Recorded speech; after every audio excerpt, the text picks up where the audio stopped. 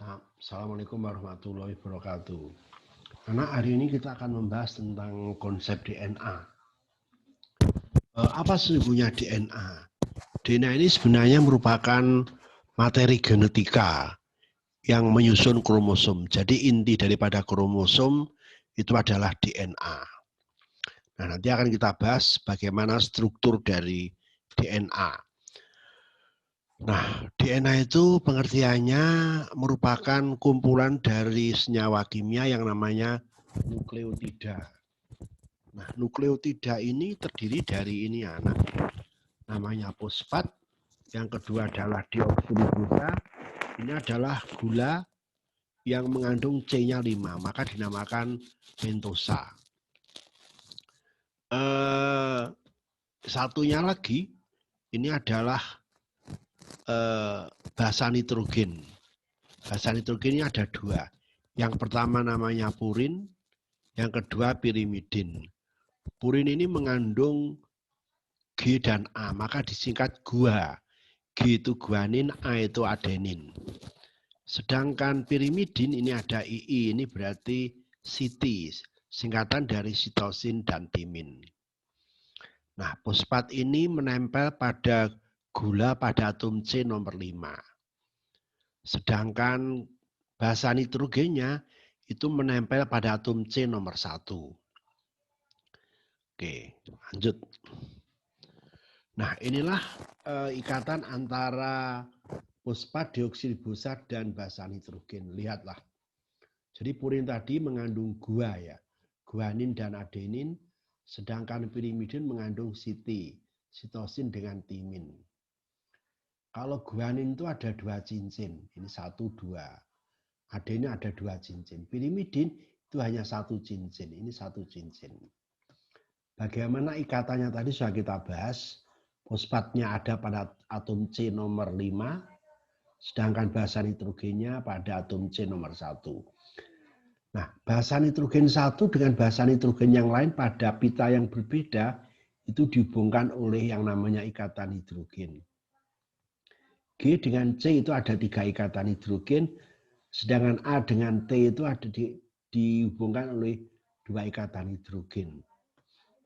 DNA itu sebenarnya merupakan 2 pita double helix. Maksudnya double helix itu adalah saling double itu 2, helix itu seperti bekicot. Jadi bentuknya secara struktural itu seperti rumah bekicot. Next, selanjut ya. Nah, ini anak secara garis besar ya. Jadi fosfatnya ini menempel pada atom C5, fosfat bawahnya pada atom C nomor 3. Berarti nanti ini 5, ini 3, ini 5, ini 3. Sehingga ikatan fosfat dengan gula itu dinamakan ikatan fosfodiester. Itu bergerak dari 5 ke 3. Ini 5, ini 3, ini 5, ini 3. Pasangannya, pita yang berikutnya, ini bergeraknya beda dari 3 ke 5. Ini 3, ini 5, ini 3, ini 5. Ini kepalanya ada di atas, ini kepalanya ada di bawah. A dengan T ada ikatan hidrogen sejumlah 2.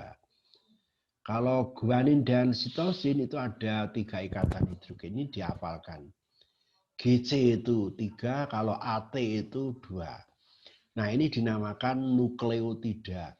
Ini juga nukleotida. Berarti kalau kumpulan banyak nukleotida itu dinamakan polinukleotida. Nah, kita lanjutkan ya. Nah, inilah secara struktural dari DNA. DNA itu ini ya, ini nukleotida, ini nukleotida, ini nukleotida, ini nukleotida. Maka semuanya dinamakan polinukleotida.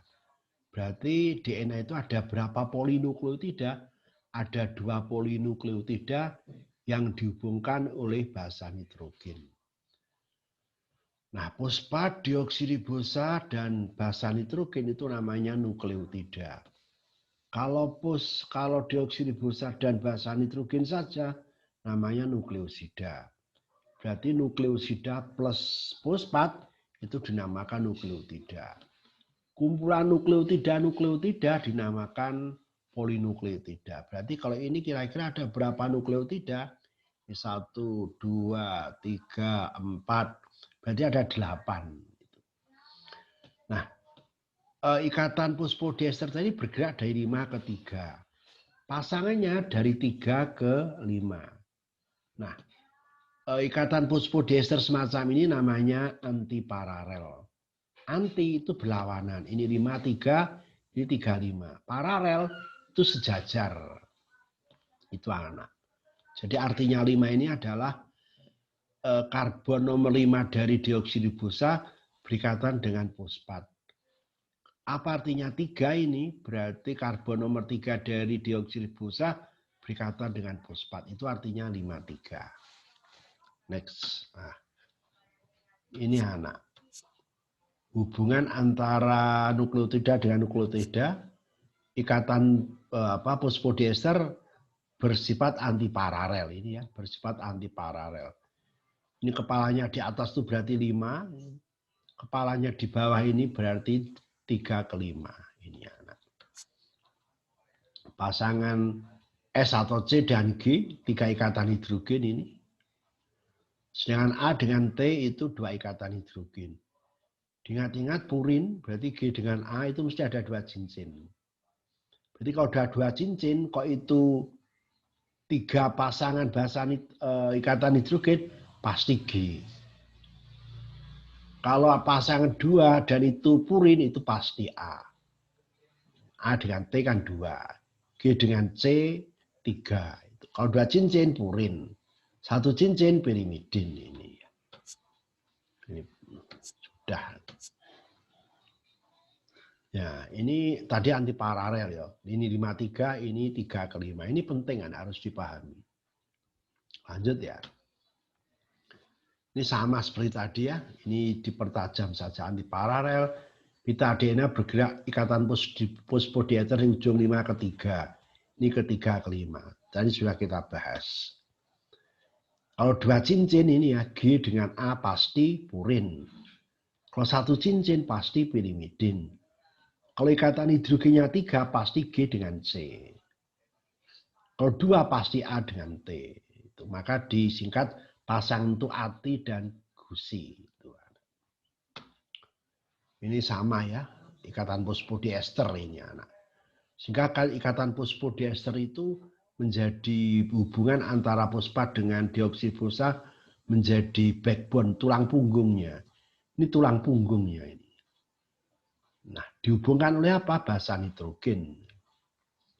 Ini kalau kita lihat sebagai tangga itu, ini ibu tangganya. Ini anak tangganya. Ini anak tangga. Ini ibu tangga. Backbone namanya.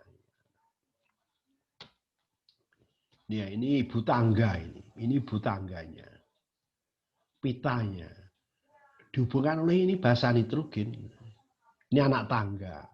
Ini ikatan hidrogennya. Tadi ini C1, C2, C3, C4, ini C5. Ini antiparalel tadi anak 5 ke 3, ini 3 ke 5.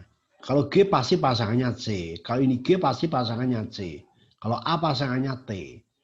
Ini panjangnya itu tergantung dari macam-macam gen. Berarti yang namanya gen itu yang mana? Segmen potongan-potongan DNA itu namanya gen. Berarti yang pertama kromosom disusun oleh DNA, potongan-potongan DNA namanya gen. Nah, basa nitrogen itu menentukan jenis gen. Berarti setiap sifat itu beda-beda.